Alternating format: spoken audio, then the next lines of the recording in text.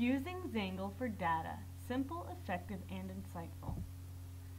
The importance of using data is that it can show student growth. It can be used for progress monitoring. It does not have to affect grades. It gives transparency to parents about student ability, and it's in an easy-to-read format for non-statistics majors and possibly evaluators. So, what we're going to be using today is called the Task Summary Report. It's just like you would if you were entering grades normally. You would just click on the printer icon to access Zangle reports, like when you go to print out your progress reports. But in this case, you're going to select Gradebook, and you're going to select the Task Summary Report. From the drop-down menus, you can then select the class and the task you wish to create a report for. And I just leave everything as is, and in the Sort Results by Area, I select Student Task Score, because I like to see who my highest scoring students are and who my lowest scoring students are. So the report is pretty basic. It gives a descending list of student scores from greatest to least, and it also gives a distribution graph of student scores with measures of tendency and deviations. So now that we're in Zangle, I'm going to just show you how to get there. See this little printer icon? You just click on it and it opens up the Zangle reports. And so now I'm going to click on Gradebook, and I have options. I have Class Summary Report, Student Progress Report, and Task Summary Report, and the Task Summary Spreadsheet. We want the Task Summary Report. And now I can select from a class, and I can select from a task that I have in my gradebook. So I'm going to select the first 5-minute division test. And normally this will be selected first, but because I am going to be sharing this online and with other people, I don't want my student numbers and identifications out there on the web. So I'll be selecting row number.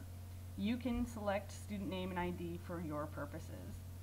And I'm also going to select the student task score where it says Sort Results By, so that I can have them in descending order. And you can play around with what you want to show on your including part for your report. But all you do is click Create Report, and it goes and it creates it for you, and it gives you a nice rundown of all of your numbers. But if that wasn't good enough, it gives you a task distribution graph.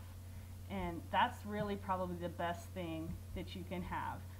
In my data book, I have a task distribution graph for the first test, and then maybe a mid-test, and then a last test depending on the task that I'm doing. So I would print this off. It's easy to see that I have lots of students up here at the top, and I have a few in the middle, and I have a large chunk at the bottom that don't know what they're doing when it comes to division facts. So I would print this off, and then I would go back and I would print off their second test.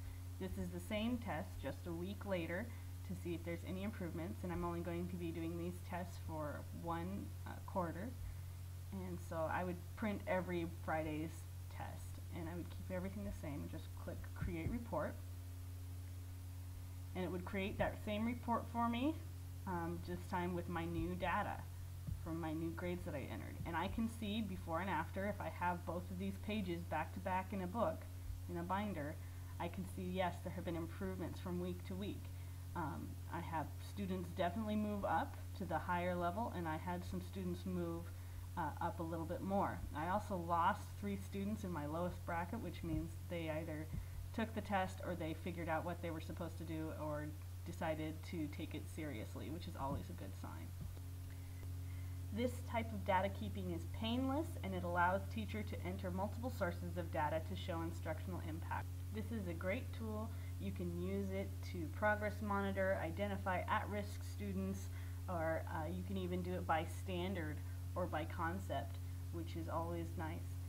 This is just your 5-minute how-to on using data with Zangle, and thank you for tuning in.